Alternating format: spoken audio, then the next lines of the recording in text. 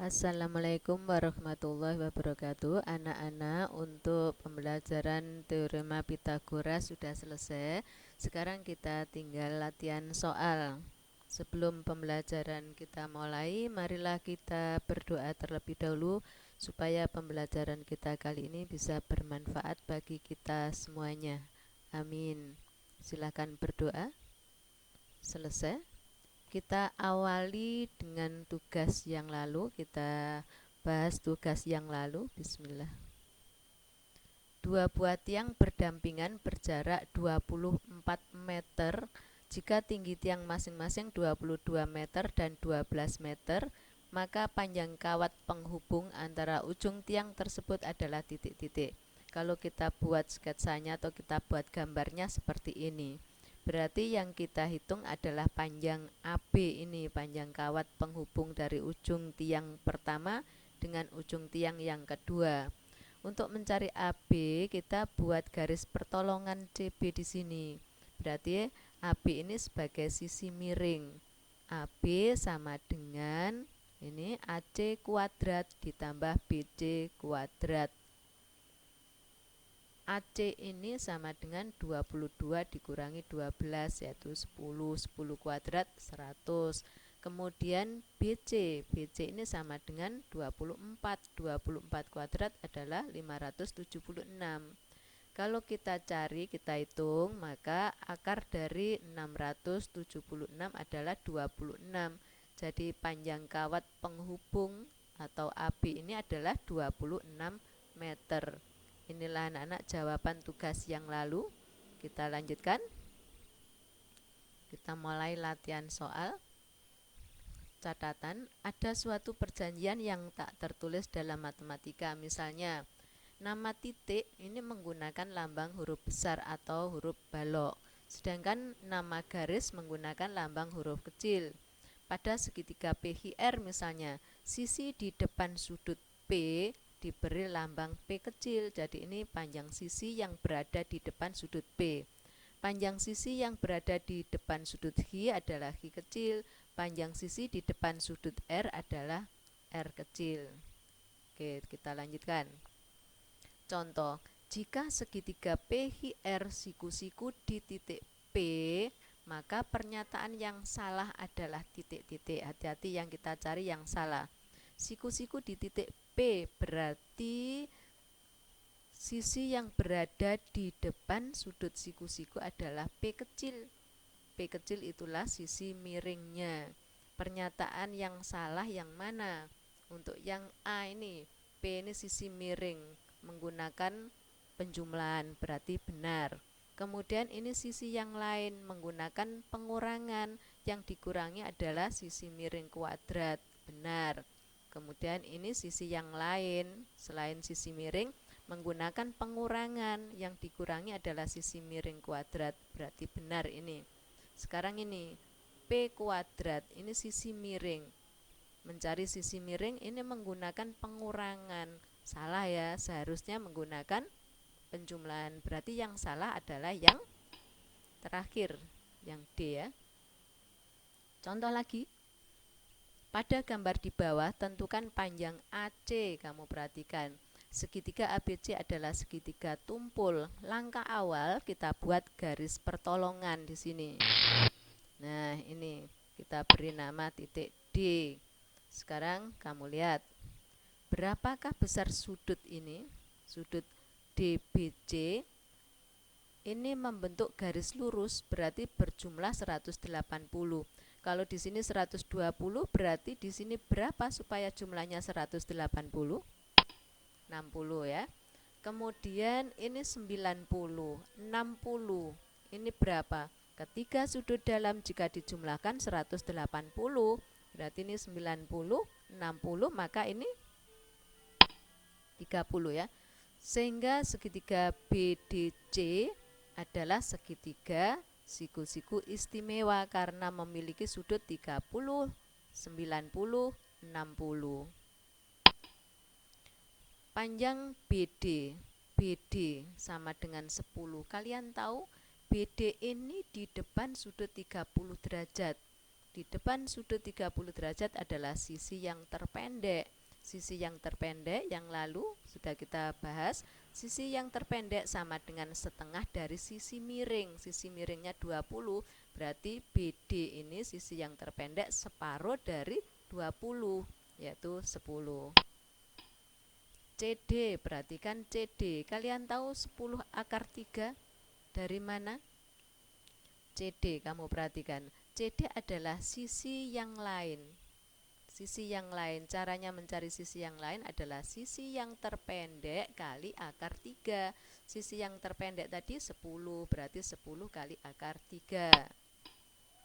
Sudut ACD, sekarang perhatikan. Sudut ACD ini seluruhnya berapa? Ini 15, 30, berarti ini 45. Kalau ini 45, ini 90, berarti sudut di sini berapa? Sudut CAD atau sudut DAC? 45 juga. Sehingga segitiga ADC adalah segitiga siku-siku sama kaki. Ini juga segitiga istimewa. Jadi panjang AC ini sama dengan CD kali akar 2. CD-nya berapa tadi? CD-nya adalah 10 akar 3 dikalikan akar 2. Seperti ini. Menjadi 10 akar 6. Paham ya? Kita lanjut. Pada gambar di bawah, tentukan luas segitiga ABC. Segitiga ABC. Luas segitiga yaitu setengah kali luas kali alas kali tinggi. Jadi setengah kali alas kali tinggi.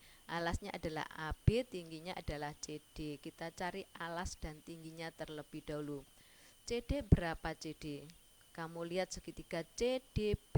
Ini 30, 90, berarti ini sudut 60. Maka segitiga CDB adalah segitiga istimewa. CD ini di depan 30 derajat, berarti sisi yang terpendek. Sisi yang terpendek separuh dari sisi miring. Sisi miringnya 10, berarti CD sama dengan separuh dari 10 atau setengah dari 10 adalah 5. Berikutnya lagi, DB sekarang. DB ini sisi yang lain kan? Sisi yang berada di depan sudut 60 derajat di sini. Sisi yang lain caranya mencari sisi yang terpendek kali akar 3, berarti ini sisi yang terpendek 5 kali akar 3. AD sekarang, berapakah panjang AD?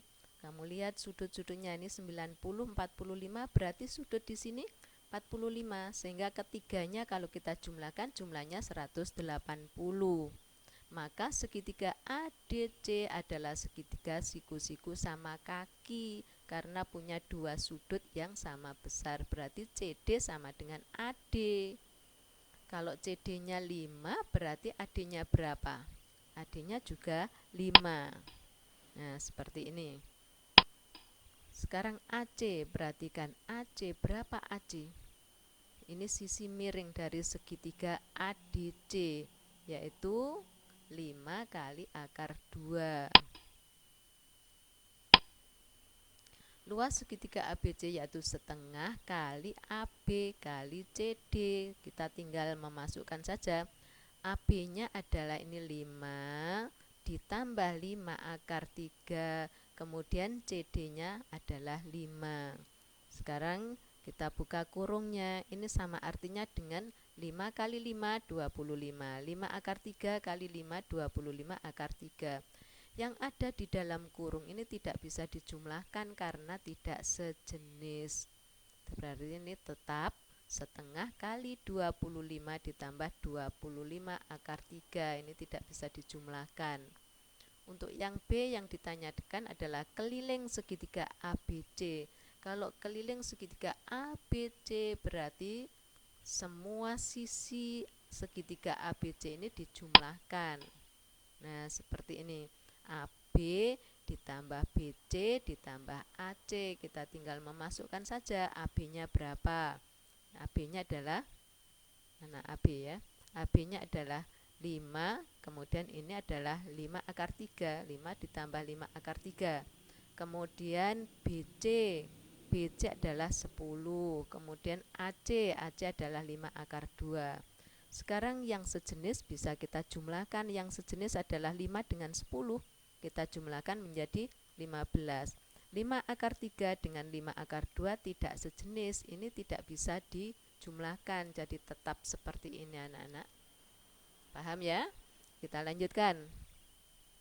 Contoh berikutnya, pada gambar di bawah tentukan panjang KM, seperti tadi dibuat garis pertolongan. Nah, seperti ini. Berapa? 135 ditambah berapa sama dengan 180? 45 ya. Kalau di sini 45, 90, berapa sudut di sini? 45. Maka segitiga LNM adalah segitiga sama kaki. MN sama dengan LN. Mencari MN yaitu dari sisi miringnya dibagi akar 2. Kalian masih ingat segitiga istimewa ya? Untuk pembagian penyebut sama dengan akar ini belum rasional. Supaya rasional dikalikan akar 2 per akar 2. Ini menjadi 8 akar 2. Akar 2 kali akar 2, akar 4 atau 2. Ini bisa kita sederhanakan menjadi 4 akar 2. Inilah panjang MN.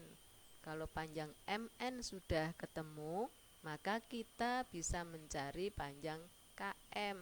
Panjang KM sama dengan MN ini kali 2. Kalian tahu alasannya kali 2? Karena segitiga KNM ini segitiga siku-siku istimewa. 30, 90 berarti ini seluruhnya 60. Maka ini sisi miring 2 kali sisi yang terpendek. Terpendek ini di depan sudut 30. Berarti 4 akar 2 kali 2 sama dengan 8 akar 2. Anak-anak di sini tidak ada tugas, berarti sudah selesai. Kalian tinggal ulangan pertemuan yang akan datang.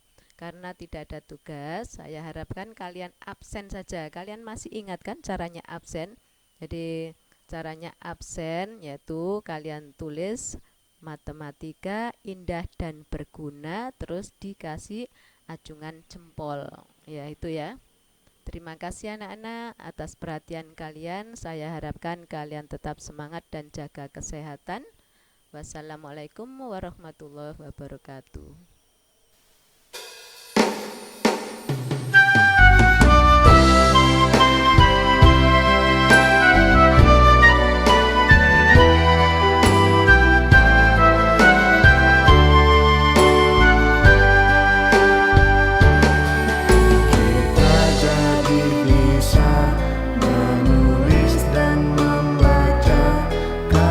Sia